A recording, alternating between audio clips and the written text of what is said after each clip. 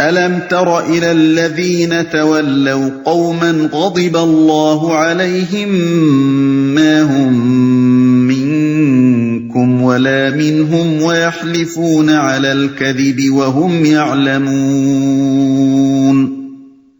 أَعَدَّ اللَّهُ لَهُمْ عَذَابًا شَدِيدًا إِنَّهُمْ سَاءَ مَا كَانُوا يَعْمَلُونَ۔ کیا تم نے دیکھا نہیں ان لوگوں کو جنہوں نے دوست بنایا ہے ایک ایسے گروہ کو جو اللہ کا مغضوب ہے؟ وہ نہ تمہارے ہیں نہ ان کے، اور وہ جان بوجھ کر جھوٹی بات پر قسمیں کھاتے ہیں۔ اللہ نے ان کے لیے سخت عذاب مہیا کر رکھا ہے، بڑے ہی برے کرتوت ہیں جو وہ کر رہے ہیں، جو اللہ کا مغضوب ہے۔ اشارہ ہے مدینے کے یہودیوں کی طرف جنہیں منافقین نے دوست بنا رکھا تھا۔ نہ تمہارے ہیں نہ ان کے، یعنی مخلصانہ تعلق ان کا نہ اہل ایمان سے ہے نہ یہود سے، دونوں کے ساتھ انہوں نے محض اپنی اغراض کے لیے رشتہ جوڑ رکھا ہے۔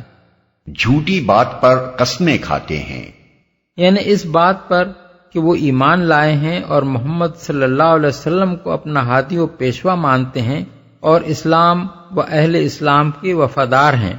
اتخذوا ایمانہم جنة فصدوا عن سبیل اللہ فلہم عذاب مہین۔ انہوں نے اپنی قسموں کو ڈھال بنا رکھا ہے جس کی آڑ میں وہ اللہ کی راہ سے لوگوں کو روکتے ہیں، اس پر ان کے لیے ذلت کا عذاب ہے۔ اللہ کی راہ سے لوگوں کو روکتے ہیں، مطلب یہ ہے کہ ایک طرف تو وہ اپنے ایمان اور اپنی وفاداری کی قسمیں کھا کر مسلمانوں کی گرفت سے بچے رہتے ہیں، اور دوسری طرف اسلام اور اہل اسلام اور پیغمبر اسلام کے خلاف ہر طرح کے شبہات اور وسوسے لوگوں کے دلوں میں پیدا کرتے ہیں، تاکہ لوگ یہ سمجھ کر اسلام قبول کرنے سے باز رہیں کہ جب گھر کے بھیدی یہ خبریں دے رہے ہیں تو ضرور اندر کچھ دال میں کالا ہوگا۔ لن تغنی عنہم اموالہم ولا اولادہم من اللہ شیئا اولئک اصحاب النار ہم فیہا خالدون۔ اللہ سے بچانے کے لیے نہ ان کے مال کچھ کام آئیں گے نہ ان کی اولاد، وہ دوزخ کے یار ہیں، اسی میں وہ ہمیشہ رہیں گے۔ یوم یبعثہم اللہ جمیعا فیحلفون له کما یحلفون لکم ویحسبون انہم علی شیء الا انہم هم الکاذبون۔ جس روز اللہ ان سب کو اٹھائے گا وہ اس کے سامنے بھی اسی طرح قسمیں کھائیں گے جس طرح تمہارے سامنے کھاتے ہیں، اور اپنے نزدیک یہ سمجھیں گے کہ اس سے ان کا کچھ کام بن جائے گا۔ خوب جان لو وہ پرلے درجے کے جھوٹے ہیں جس طرح تمہارے سامنے کھاتے ہیں۔ یعنی یہ صرف دنیا ہی میں اور صرف انسانوں ہی کے سامنے جھوٹی قسمیں کھانے پر اکتفا نہیں کرتے، بلکہ آخرت میں خود اللہ جل شانہ کے سامنے بھی یہ جھوٹی قسمیں کھانے سے باز نہ رہیں گے۔ جھوٹ اور فریب ان کے اندر اتنا گہرا اتر چکا ہے کہ مر کر بھی یہ ان سے نہ چھوٹے گا۔ استحوذ علیہم الشیطان فانساہم ذکر اللہ اولئک حزب الشیطان الا ان حزب الشیطان هم الخاسرون۔ شیطان ان پر مسلط ہو چکا ہے اور اس نے خدا کی یاد ان کے دل سے بھلا دی ہے، وہ شیطان کی پارٹی کے لوگ ہیں، خبردار ہو شیطان کی پارٹی والے ہی خسارے میں رہنے والے ہیں۔ ان الذین یحادون اللہ ورسولہ اولئک أولئك في الأذلين یقیناً ذلیل ترین مخلوقات میں سے ہیں وہ لوگ جو اللہ اور اس کے رسول کا مقابلہ کرتے ہیں۔ كتب الله لأغلبن أنا ورسلي إن الله قوي عزيز۔ اللہ نے لکھ دیا ہے کہ میں اور میرے رسول غالب ہو کر رہیں گے، فی الواقع اللہ زبردست اور زور آور ہے۔ لا تجد قوما يؤمنون بالله واليوم الآخر يوادون من حاد الله ورسوله ولو كانوا آباءهم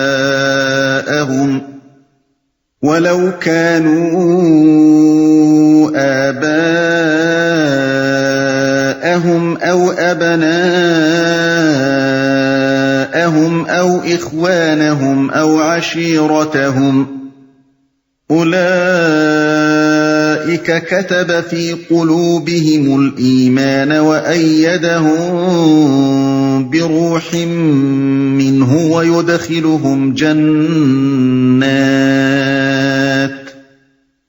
ويدخلهم جنات تجري من تحتها الأنهار خالدين فيها رضي الله عنهم ورضوا عنه أولئك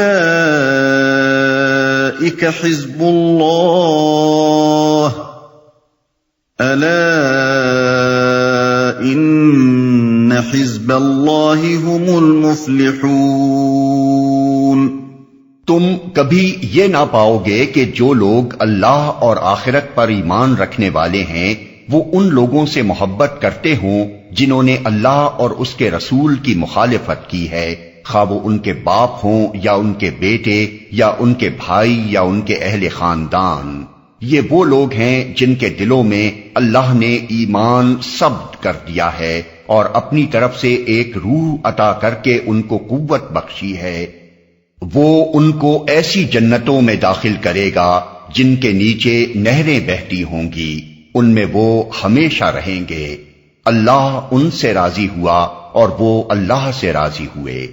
وہ اللہ کی پارٹی کے لوگ ہیں، خبردار رہو، اللہ کی پارٹی والے ہی فلاح پانے والے ہیں۔ یا ان کے بھائی یا ان کے اہل خاندان۔ اس آیت میں دو باتیں ارشاد ہوئی ہیں، ایک بات اصولی ہے اور دوسری امر واقعی کا بیان۔ اصولی بات یہ فرمائی گئی ہے کہ دین حق پر ایمان اور اعدائے دین کی محبت دو بالکل متضاد چیزیں ہیں جن کا ایک جگہ اجتماع کسی طرح قابل تصور نہیں ہے۔ یہ بات قطعی ناممکن ہے کہ ایمان اور دشمنان خدا و رسول کی محبت ایک دل میں جمع ہو جائیں، بالکل اسی طرح جیسے ایک آدمی کے دل میں اپنی ذات کی محبت اور اپنے دشمن کی محبت بیک وقت جمع نہیں ہو سکتی۔ لہذا اگر تم کسی شخص کو دیکھو کہ وہ ایمان کا دعویٰ بھی کرتا ہے اور ساتھ ساتھ اس نے ایسے لوگوں سے محبت کا رشتہ بھی جوڑ رکھا ہے جو اسلام کے مخالف ہیں، تو یہ غلط فہمی تمہیں ہرگز لاحق نہ ہونی چاہیے کہ شاید وہ اپنی اس روش کے باوجود ایمان کے دعوے میں سچا ہو۔ اسی طرح جن لوگوں نے اسلام اور مخالفین اسلام سے بیک وقت رشتہ جوڑ رکھا ہے وہ خود بھی اپنی پوزیشن پر اچھی طرح غور کر لیں کہ وہ فی الواقع کیا ہیں، مومن ہیں یا منافق، اور فی الواقع کیا ہونا چاہتے ہیں، مومن بن کر رہنا چاہتے ہیں یا منافق۔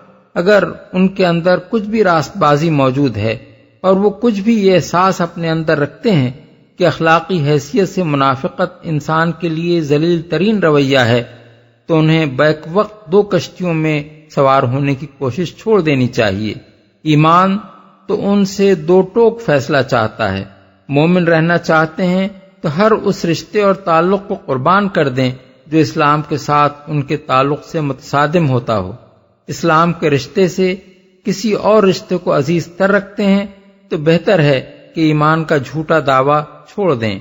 یہ تو ہے اصولی بات، مگر اللہ تعالیٰ نے یہاں صرف اصول بیان کرنے پر اکتفا نہیں فرمایا ہے بلکہ اس امر واقعی کو بھی مدعیان ایمان کے سامنے نمونے کے طور پر پیش فرما دیا ہے کہ جو لوگ سچے مومن تھے انہوں نے فی الواقع سب کی آنکھوں کے سامنے تمام ان رشتوں کو کاٹ پھینکا جو اللہ کے دین کے ساتھ ان کے تعلق میں حائل ہوئے۔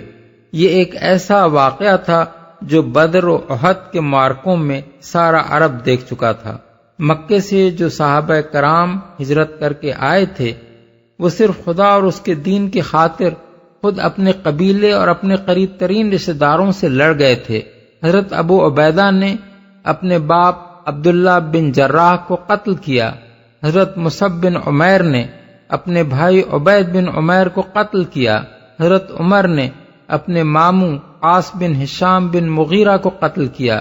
حضرت ابو بکر اپنے بیٹے عبد الرحمن سے لڑنے کے لیے تیار ہو گئے۔ حضرت علی، حضرت حمزہ، حضرت عبیدہ بن الحارث نے عتبہ، شیبہ اور ولید بن عتبہ کو قتل کیا جو ان کے قریبی رشتہ دار تھے۔ حضرت عمر نے اسیران جنگ بدر کے معاملے میں رسول اللہ صلی اللہ علیہ وسلم سے عرض کیا کہ ان سب کو قتل کر دیا جائے اور ہم میں سے ہر ایک اپنے رشتہ دار کو قتل کرے۔ اسی جنگ بدر میں حضرت مصعب بن عمیر کے سگے بھائی ابو عزیز بن عمیر کو ایک انصاری پکڑ کر باندھ رہا تھا۔ حضرت مصعب نے دیکھا تو پکار کر کہا، ذرا مضبوط باندھنا، اس کی ماں بڑی مالدار ہے، اس کی رہائی کے لیے وہ تمہیں بہت سا فدیہ دے گی۔ ابو عزیز نے کہا، تم بھائی ہو کر یہ بات کہہ رہے ہو؟ حضرت مصعب نے جواب دیا، اس وقت تم میرے بھائی نہیں ہو بلکہ یہ انصاری میرا بھائی ہے جو تمہیں گرفتار کر رہا ہے۔ اسی جنگ بدر میں خود نبی صلی اللہ علیہ وسلم کے داماد ابو العاص گرفتار ہو کر آئے اور ان کے ساتھ رسول کی دامادی کی بنا پر قطعاً کوئی امتیازی سلوک نہ کیا گیا جو دوسرے قیدیوں سے کچھ بھی مختلف ہوتا۔ اس طرح عالم واقعہ میں دنیا کو یہ دکھایا جا چکا تھا کہ مخلص مسلمان کیسے ہوتے ہیں اور اللہ اور اس کے دین کے ساتھ ان کا تعلق کیسا ہوا کرتا ہے۔